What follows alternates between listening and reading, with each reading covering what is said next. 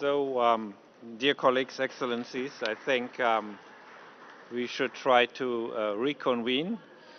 And if you agree, I would ask our Canadian friends to take the floor. And the representative that I can welcome here is His Excellency Alexandre Lévesque, Assistant Deputy Minister, and you have the floor. Thank you very much. Good afternoon. I would like to begin by thanking the German government for organizing this very successful conference. Since the first recorded Ukrainian immigrants came to Canada around 1891, Ukrainian immigrants and their descendants have had a profound influence on our national identity and values. Today, at 1.3 million, Canada has one of the world's largest Ukrainian populations, behind only Ukraine itself, Russia, and more recently, Poland. Clearly, Canada's ties with Ukraine run deep. And since day one of Russia's full-scale invasion and war of aggression against Ukraine, Canada has stood with the people of Ukraine as they defend their country and the shared principles that are under attack. More than 2 years later, we remain committed to the recovery, reform, and long-term reconstruction of Ukraine. Since 2022, Canada has committed more than 14 billion Canadian dollars in financial, military, development, humanitarian security, and stabilization. This past February, when Prime Minister Trudeau visited Ukraine, Canada and Ukraine signed a historic bilateral agreement on security cooperation. This agreement fulfills Canada's commitments under the G7 Joint Declaration of Support for Ukraine and outlines Canada's long-term security commitments to support Ukraine as it defends its sovereignty and territorial integrity, protects its people, and rebuilds its economy for the future. As part of this agreement, Canada will provide over $3 billion in financial and military support to Ukraine this year. I recognize, as many of you do, that one of the key conditions for Ukraine's enduring recovery and reconstruction is a just and sustainable peace. With that in mind, I am hopeful that in a few days' time in Switzerland, important steps will be made to shape a path to peace at the Summit on Peace in Ukraine.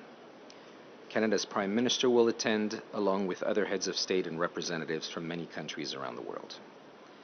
An important success factor for Ukraine's recovery will be to ensure it is inclusive. It is critical that we help support Ukraine to welcome back displaced population to their communities and that the most marginalized, including those who have become disabled, have a say in Ukraine's recovery. As a representative of Canada and its feminist international assistance policy, I'm here to say that our work in Ukraine helps to ensure that women and girls play an important role as strong leaders in Ukraine. Canada will continue to be a partner that Ukraine can count on to support its journey to recovery and reconstruction. As a further indication of this commitment, I'm pleased to share that Canada will increase its assistance to Ukraine by providing additional funding to the IMF's project aiming to help Ukraine's public financial management reform efforts. The fund will substantially scale up technical assistance to help rebuild Ukraine's institutional capacity by providing timely and critical technical assistance and training on macroeconomic frameworks. We gather today to reaffirm support for Ukraine's immediate needs and to ensure its longer-term recovery, reconstruction, and economic future, one that is safer, more inclusive, and more gender-responsive. Because despite these challenging times, we cannot forget that Ukraine's fight for the future stretches far beyond its borders. Ukraine fights for the future of us all and for the values we hold dear. Canada is honored to stand shoulder to shoulder with you as we stand all together with Ukraine. Thank you. Thank you very much, and we very much appreciate Canada's unique contribution and your presence here. I have the honor to call on Her Excellency Ambassador Sanja Stiglic, State Secretary for Political Affairs, Multilateral and Development Cooperation for the Republic of Slovenia. The floor is yours. Thank you very much, Mr. Chairman, Excellencies, ladies and gentlemen. I would like to thank Germany for hosting us in Berlin today. After more than 2 years of the Russian war of aggression, today's conference is important to show once more our support and unity, and to help Ukraine in its immediate needs, as well as in long-term recovery and reconstruction. Slovenia strongly condemns the Russian illegal aggression against Ukraine and praises the relentless bravery of the Ukrainian nation to defend the independence, sovereignty, and territorial integrity of its homeland. There should be no alternative to the respect of the UN Charter, and Slovenia will spare no effort in its defense. As a member of the United Nations Security Council, we actively engage to keep Ukraine high on the Council's agenda and to pursue such line of action which would benefit Ukraine the most, so that a just and lasting peace can fully prevail. Slovenia reiterates its readiness to join forces with international partners in the reconstruction of Ukraine. This includes sharing Slovenian knowledge, as well as working together with our implementing institutions and enterprises, recognizing that strengthening the private sector is one of the priorities of Ukraine's recovery. To help Ukraine mitigate the consequences of the war, the Slovenian government will allocate additional funds totaling up to 5 million euros for further assistance in the recovery and reconstructions of Ukraine already in 2024. Slovenia will continue its humanitarian assistance and further support in the area of demining. We will enhance our engagement in assisting regions and municipalities and in the area of public finance. We will continue to pay special attention to the health and psychological rehabilitation of war victims and assistance in the health sector. Slovenia has already taken necessary steps to establish a development partnership and cooperation with Ukraine for its recovery and reconstruction, as well as in the process of Ukraine's European Union integration. The EU integration process and reconstruction should go hand in hand, creating synergies and maximizing the impact to the benefit of every single Ukrainian.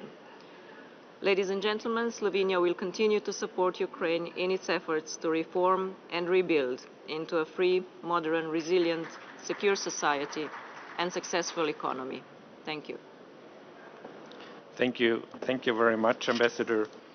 And I now call on the representative of the Ministry of Foreign Affairs and International Cooperation of the Italian Republic, and the floor goes to Matteo Romitali. Excellency, please.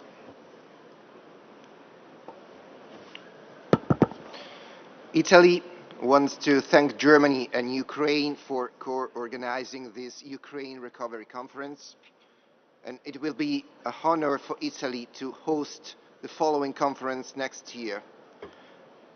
It is a very crucial week for Ukraine. It will continue with the G7 summit in Italy and the summit on peace in Ukraine hosted by Switzerland. Ukraine is and will remain at the center of the Italian G7 presidency agenda. The G7 foreign ministers meeting in Capri sent a strong message of support for Ukraine, its recovery and reconstruction. And this G7 summit will reaffirm this commitment also in terms of financial support.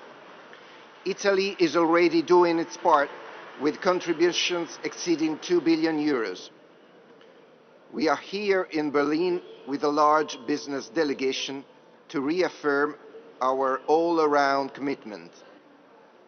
The Italian private system, which is made up of major players around the world and more than 4 million small and medium-sized enterprises, is ready to help and share Italian know-how and excellence with its Ukrainian counterparts. We are already at work in crucial sectors such as energy. Today, Italy announced a new 140 million euros package for urgent intervention in critical infrastructure, railways, health, agribusiness, and the humanitarian sector, including mine clearance. And this includes also 45 million euros to support the reconstruction of the city of Odessa. Italy wanted to take on the patronage of the reconstruction of Odessa because we believe in the power, also symbolic, of cultural heritage to help the recovery of Ukraine.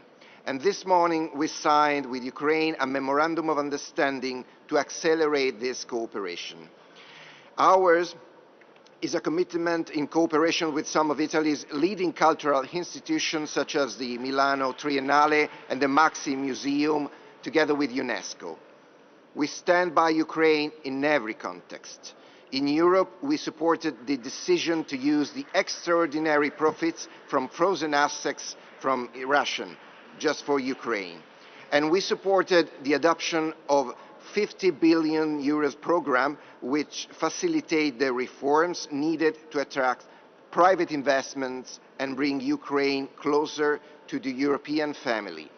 Thank you all, and see you in Italy next year.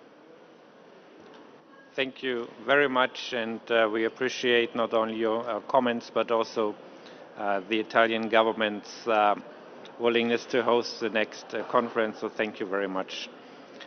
Dear colleagues, it turns out that that the interruption that that I managed to do here was too short. We're still a little bit behind the schedule, and with your consent, I would suggest that we wait for the President of the European Investment Bank, who is scheduled to give intervention as well. I assume it will take around 10 minutes, so I will interrupt. If I have missed somebody who wanted to take the floor, of course, there's an opportunity to do it right now. Okay, thank you. So I again interrupt our proceedings, and we wait for the President and her statement. Thank you.